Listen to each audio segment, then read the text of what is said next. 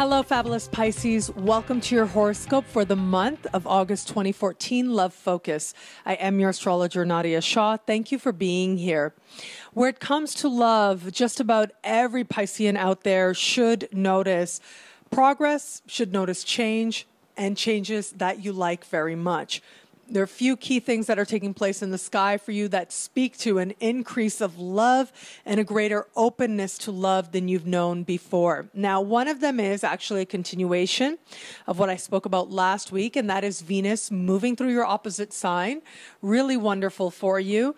And in a placement, fellow water sign, Cancer, in a placement that really is about and emphasizes the joy that love can bring. It's the feeling of love, flirting, dating, and those of you in an established bond likely reawakening those feelings that brought you together with that person in the first place, feeling a sense of romance and a sense of connection with this other person.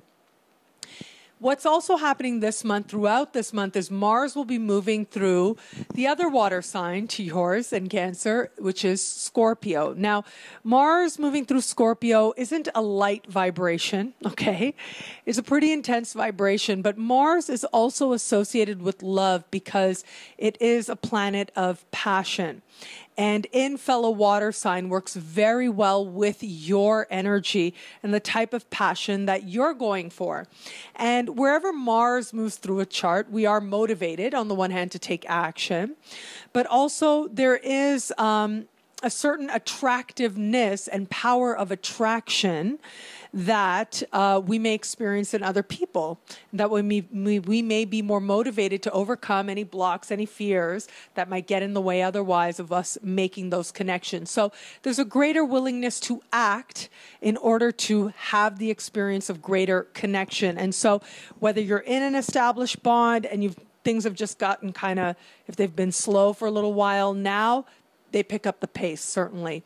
If you have not been in an established bond, but you're open to love, this is energy that's going to help you get out into the world and make connections. Be open to meeting people maybe that are different than you've interacted with before as part of welcoming in all kinds of new experiences into your life. So this energy does work well regardless of your relationship status, but I find that especially if you're single, to have Mars move through this part of the sky, or at least you're open and available, to have Mars move through this part of the sky becomes especially helpful to you. Now, the other thing that's happening that I think is really important where it comes to love for you is the fact that, and this is so important, really, it is the most important of all the things that are taking place for you. And it is the fact that there is a new moon taking place in your opposite sign this month. Now, we get usually one new moon per sign per year. And this is it for you. The new moon that's going to happen in your opposite sign.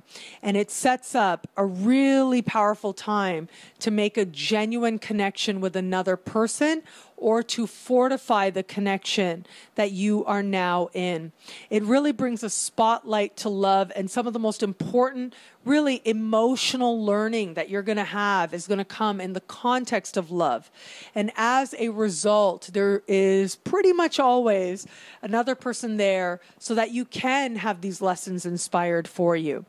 If you are in an established bond, I do think that this particular new moon, because this new moon is really happening across the sky from Neptune before it goes on to speak in harmony with other power players in the sky, including Saturn and Mars and Pluto, all really important planets, heavy-duty planets, really, and all in signs that are also speaking to stability as well. What I just would caution you is don't get too caught up in the Neptunian side of this particular new moon. And I would say this for all signs. So what do I mean by that? If you are in an established bond, there may be some communication or some news that comes in that may appear one way, but actually isn't. So what I mean by that is this is really a conversation of giving the other person the benefit of the doubt. And this is also a conversation that says not to put somebody up on a pedestal, because if you've put somebody up really high on a pedestal, then this conversation is going to bring them right back to earth. And that ultimately brings you right back to yourself. If you have some news come in that makes you think that maybe this person has been deceptive in some way, I do think that the harmonious position of Saturn in particular, but also Mars and Pluto, will really help you get to the truth. And I think because of the harmony of these other placements, it looks like it's a truth that you like and that you believe. And so if some news does come in that makes you feel a little bit like, is this person really a person who's being honest with me, or is there integrity here? What's really going on here? If there have been any questions around that, it's likely that those questions, if there have been those questions, now it's like you're confronting them. If there haven't been any questions like that and something should come up, then you get answers that ultimately, I think, do restore you to a sense of stability and empowerment and help you to really see to the core of a situation. As I said, it's a core that you like very much. And so be open to that possibility, because that's always there. What type of communication is coming through as well? How is your partner communicating with you is going to be an important part of this as well. And how is your partner interpreting you? Because this is Neptune in your sign. So it may be something that you say that your partner interprets one way and therefore follows through with a certain action or a certain statement that you end up interpreting one way. And so, of course, you can see how this could just go on unless you ground that energy with the blessing of Saturn. This is where Saturn is really awesome. And so I would encourage you to have those conversations, to seek that clarity. And if any information, news comes up that sort of rubs you the wrong way, that leads you to have questions, before you really get very carried away by that, allow yourself to breathe and ask questions. Allow yourself to think, could this be interpreted another way? If I gave this person the absolute benefit of the doubt, what is it that I would see? What is it that I would feel? So come at this situation from that place. Those of you who have somebody in your sphere, I do think that as I see this, you're seeing this other person, and this, I think it'll express itself a little bit differently. It becomes more about acknowledging where maybe this person falls short of the ideal, acknowledging where maybe there's been a little bit too much of fantasy, of hope, where you've been filling in a little too much gap, and seeing what actually is there, really grounding yourself in that. And I think that's going to end up being tremendously helpful to you.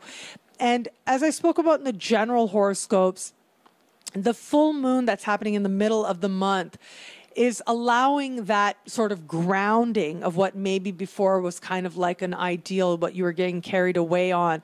I think that becomes emphasized for those of you who just have somebody in your sphere throughout this month, really. But in the middle of the month, you'll also be having that lesson as well. So this should help you understand more and more who it is that you're with, and whether or not they fit into, whether it's a larger vision for your life, whether it's an understanding of who you are. But more importantly, it really is about you striving to see the other person accurately and see the beauty in that.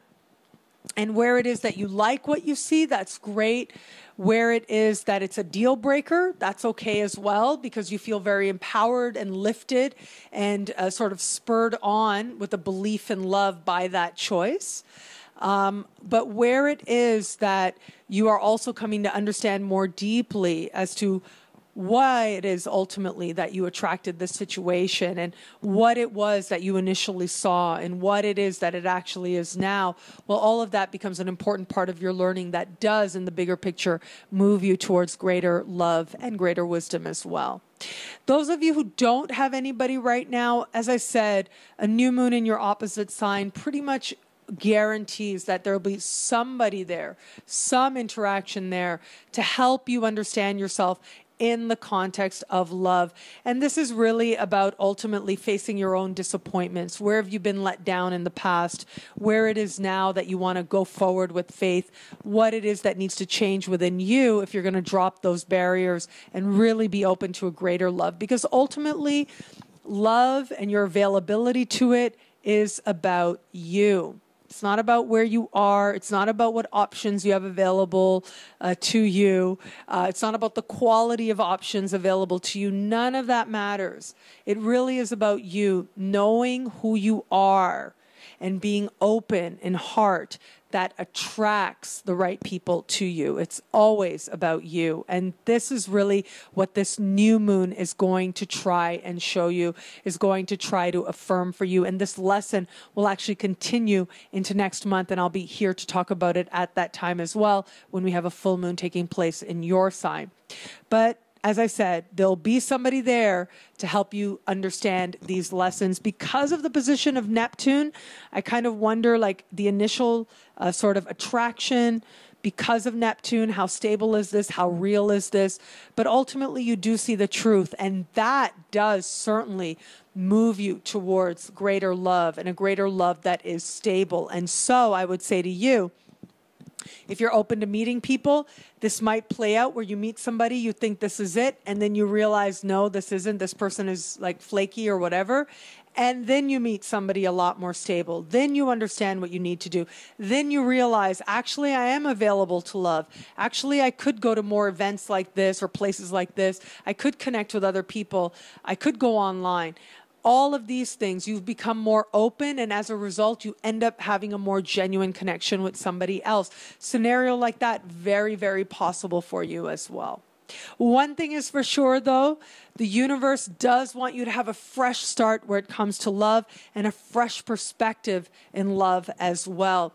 Be open to the reality of the situation instead of any kind of fantasy. While fantasies have their place, hope has its very wonderful place.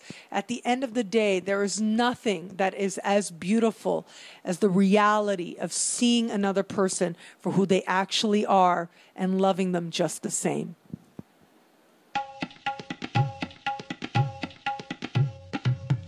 Thank you for watching.